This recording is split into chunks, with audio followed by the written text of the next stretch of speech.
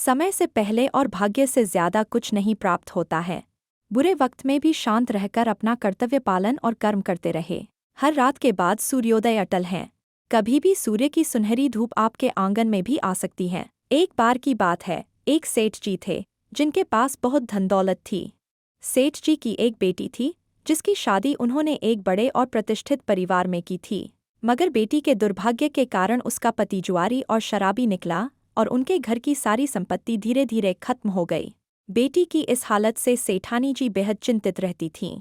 वे अक्सर सेठ जी से कहती, आप तो दुनिया भर की मदद करते हो, लेकिन अपनी बेटी की मदद क्यों नहीं करते, जो इस कठिन समय से गुजर रही है।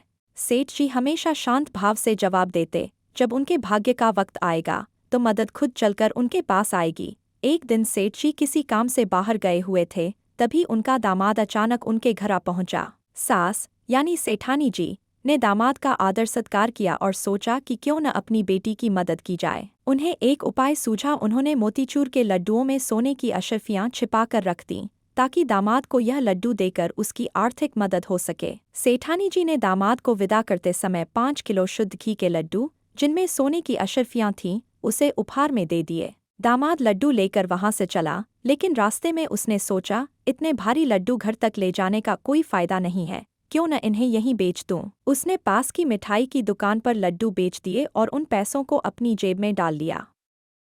संयोगवश उसी दिन सेठ जी घर लौटते वक्त मिठाई की दुकान पर पहुंचे और उन्होंने घर के लिए कुछ मोतीचूर के लड्डू खरीदने का सोचा।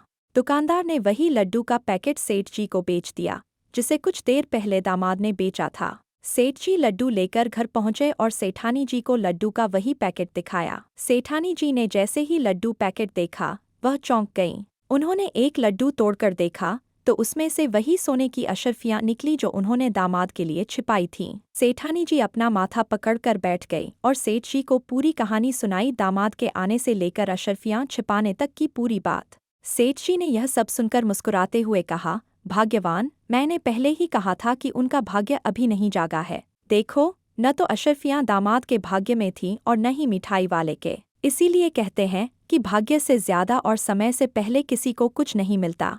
कहानी का मर्म यह है कि जीवन में सब कुछ अपने समय पर ही मिलता है। हमें धैर्य रखना चाहिए और जितना ईश्वर देता है उसमें संतोष करना चाहिए। जैसे झूला जितना पीछे जाता है उतना ही आगे भी आता है। सुख और दुख जीवन के हिस्से हैं जो समय समय पर हमारे जीवन में आते रहते हैं। इसलिए किसी की मजबूरी पर कभी मत हंसो। कोई भी अपनी मुश्किलें खरीद कर नहीं लाता और बुरा वक्त भी बिना चेतावनी के आता है। हमें हमेशा समय और किस्मत की कद्र करनी चाहिए। कहानी अच्छी लगी हो तो